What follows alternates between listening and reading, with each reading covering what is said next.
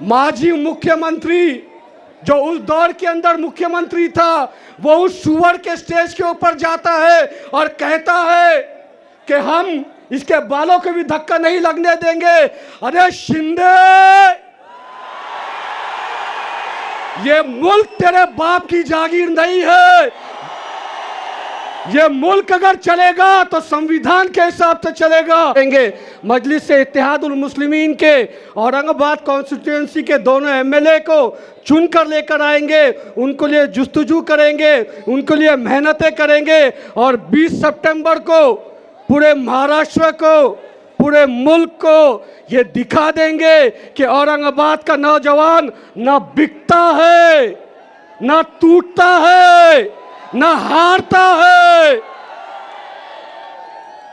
हम आपके बीच में अगर वोटों के लिए आ रहे हैं, आपसे गुजारिश कर रहे हैं, तो इसलिए गुजारिश कर रहे हैं कि पिछले 10 साल से लगातार मजलिस इत्तेहादुल मुस्लिमीन और समीर साजिद बिल्डर खुद पूरी दारुस्सलाम टीम के साथ आपकी क़यादत के लिए, आपके कामों के लिए, आपकी रहनुमाई के लिए, आपके लिए हम लोगों को जुस्तजू करते रहे। इसीलिए हम आपके बीच में आकर आज वोटों के लिए मांग कर रहे हैं।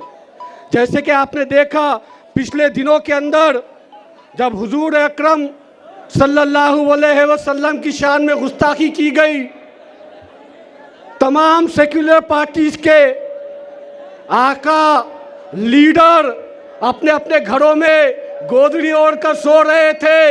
एक मर्द मुजाहिद था जिसका नाम इम्तियाज जलील था, जिसने पूरे मुल्क को, अकबर साहब आपको सुनाते क्या वाक़या हुआ था। हुजूर अकरम सल्लल्लाहु अलैहि वसल्लम की शान में गुस्ताखी की गई।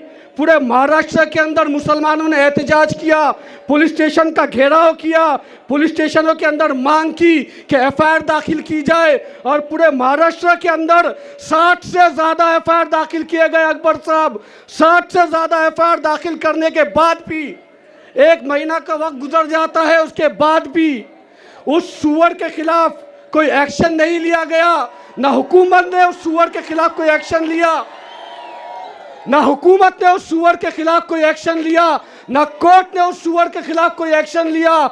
ऐसे वक्त के अंदर महाराष्ट्र का माजी मुख्यमंत्री जो उस दौर के अंदर मुख्यमंत्री था, वो उस सुअर के स्टेज के ऊपर जाता है और कहता है कि हम इसके बालों को भी धक्का नहीं लगने देंगे। अरे शिंदे, ये मुल्क तेरे बाप की जागीर नहीं है। ये मुल्क अगर चलेगा तो संविधान के हिसाब से चलेगा, कॉन्स्टिट्यूशन के हिसाब से चलेगा, तेरी दादागिरी के हिसाब से ये मुल्क नहीं चलेगा। यही पैगाम देने के लिए इम्तियाज जलील साहब मुंबई गए थे। मैं सलाम करता हूं महाराष्ट्र के उन नौजवानों को, उन जियालों को जिन्होंने अपने घरों से निकले और औरंगाबाद से लेकर मुंबई तक एक काफिला लेकर गए, जो काफिले ने मुल्क को, दुनिया को यह बता दिया कि मुसलमान हर चीज बर्दाश्त कर सकता है, मगर जब रसूल अल्लाह सल्लल्लाहु अलैहि वसल्लम की शान में गुस्ताखी की जाएगी तो मुसलमान हरगिज़ इसको बर्दाश्त नहीं कर सकता। यही पैगाम देने के लिए हम लोग मुंबई गए थे। एक और पिल्ला है, छोटा सा है। इम्तियाज भाई बोलते ना मेरे सदर साहब की शेरवानी में आ जाएगा, इतना छोटा है। क्या बोला वो सुअर का पिल्ला बोला मुसलमानों को मस्जिदों में घुसकर मारेंगे। अरे सुन सुअर,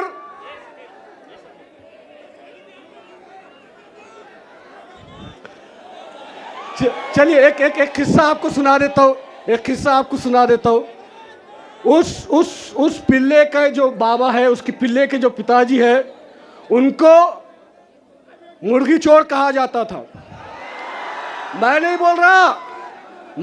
बोल रहा, बाल ठाकरे बोला था। इम्तियाज भाई, बाल ठाकरे बोला था मुर्गी चोर।